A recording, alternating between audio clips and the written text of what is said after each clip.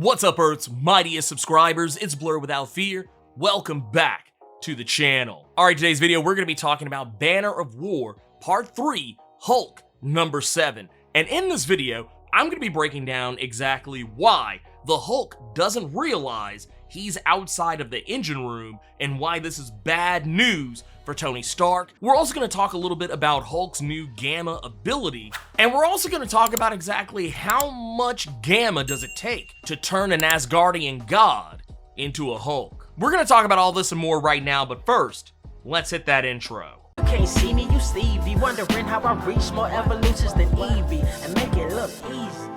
So when last we left off, Tony Stark had inserted himself into the battle between Thor and Hulk. Now, bear in mind, Tony didn't just show up in a normal Hulk buster. He showed up inside of an Iron Man armor that is built off the parts of Celestial, so it is literally the size of a Megazord. It's also outfitted with tech that is specifically meant to bust a Hulk, as Iron Man is wont to do. This is his thing. He creates tech that is supposed to take down Hulks. Now, they don't always work, and it shouldn't be that surprising here that it also doesn't really work, because in this particular instance, while this Celestial Hulkbuster armor that Tony has put together, while it does possess the ability to drain Gamma from the Hulk, the amount of Gamma that it's able to drain from him is not enough to do anything but piss the Hulk off. And even the weaponry that he's using, the Hulkbuster cannons and photon cannons, while they are doing damage, it's only making things worse, to the point that Hulk almost hulks out again. We see a point where he very nearly turns into Titan. He doesn't do it, but you can see the look on his face, the things that are happening around him, the dark energy that's swirling around him. He nearly transforms into the more monstrous version of himself, as we've now come to call what happens when the Hulk hulks out. Now, Hulk is going hard body against Tony's Celestial armor because, for one, he thinks he's still in the engine room. He thinks this is all part of a simulation. So he is going to do everything in his power to destroy the Celestial, as well as try to kill Thor. Now, the reasoning behind that is because during the fight in the previous issue, Hulk and Thor butted heads with one another, and the headbutt was so devastating it jarred even Banner inside of the Mindscape, causing him to knock himself unconscious against the console on the bridge of Starship Hulk. He knocked himself out on that captain's console and woke up in a memory of what happened to him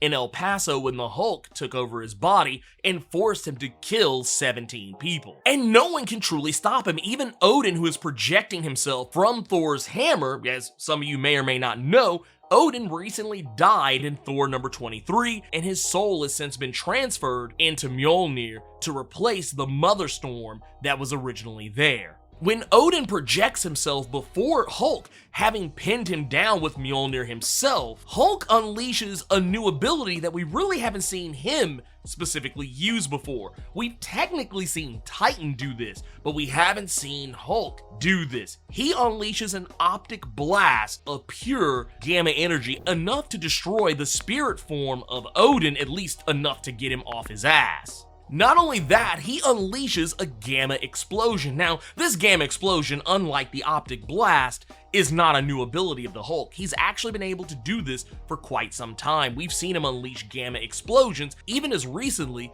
as Al Ewing's Immortal Hulk. The only difference here is this gamma explosion is unlike any he's ever unleashed before. In the past, the gamma explosions he's been able to unleash have definitely been enough to destroy a small town. However, this one is enough to destroy an entire continent, leaving a massive crater on what is an otherwise barren planet, and completely devastates Iron Man's Celestial Hulkbuster. This gamma explosion is said to have the force of a gamma bomb, but not just one, roughly 3,000 gamma bombs. When Stark asks his AI boss the question of whether or not this would be enough to create a Hulk, he gets a very scary answer. Because Boss is of the belief that if a human were to be bombarded with this much gamma energy, it wouldn't turn them into a Hulk. It would atomize them. There would be nothing left of them, period. But then Stark asks the million-dollar question. What would happen to a person who wasn't human? Let's say they were a Asgardian god. Well, we now know the answer. It would turn them into potentially the worthiest of Hulks. This is definitely something that's pretty crazy because by my recollection, I don't really remember any times in the past where Thor has become a Hulk. Yeah, sure, they fought plenty of times, but Thor has never been known to masquerade as a jolly green giant. However, it does bring up that, MCU debate about who the strongest Avenger is. Is it Hulk? Is it Thor? Who is it? Well, now I think we have an answer. Think about it. You have Thor, who now has the Thor Force, or what used to be the Odin Force. He is now the All-Father proper. Now, yeah, after War of the Realms, when he became All-Father, he wasn't 100% the All-Father. He only had a fraction of the true power that the All-Father has because Odin had to die in order for him to become the All-Father proper and as powerful as he should be under that title. Now, we know he doesn't have the cosmic energy powers that he had when he was a Herald of Galactus.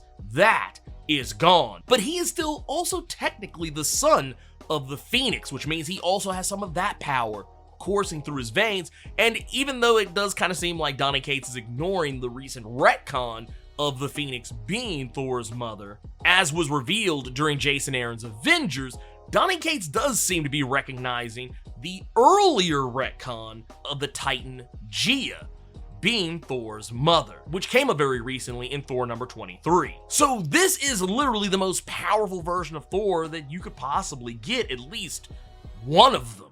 Now, of course, this isn't a status quo change. He's not going to stay Hulk forever. I'm pretty sure this is all going to go away by the time we get to the next issue. I would even say probably midway or towards the end of Banner of War Part 4, of which we do have 2 more parts left of this. So Part 4, Part 5, that'll pretty much be it. And I'm kind of hoping we do get more insight into what's going on with the Hulk. I mean, we've kind of gotten a little bit of insight on what's going on with Banner. We've gotten inside of Banner's mind of what's going on with things. We really haven't gotten to what's going on with Hulk because that's kind of what Banner of War is all about. It's not so much about the fight. It's about the fact that both Thor and Banner are kind of dealing with existential crises on both sides of things. Like, Thor has his own existential crisis going on right now. Banner has his own existential crisis going on right now. And even the Hulk himself, a separate entity, has his own existential crisis going on. And while we know more about Banner, what's going on in his head, we don't really know about what's going on in Thor or Hulk's head yet. So I'm hoping that as we get to this next issue, since Thor has become the Hulk, maybe we'll see more into either what's going on with the Hulk or what's going on with Thor. But I think by the time we get to the end of this, I think we'll have a very clear idea of where all 3 of these individuals are in their lives going forward from Banner of War. But anyways, if you want to see more awesome videos like this one, make sure you hit that subscribe button. I post videos breaking down comics and comic book characters throughout the week. And if you're excited for Thor Love and Thunder and want to know more about the new upcoming villain, Gore the God Butcher, I have a video right here that'll tell you everything you need to know about this character in order to hold an intelligent conversation about him and let you know why he's going to be one of the most compelling villains in MCU history. Anyways, let me know what you guys thought about Banner of War Part 3, Hulk number 7. Keep it plus ultra and sound off in the comments.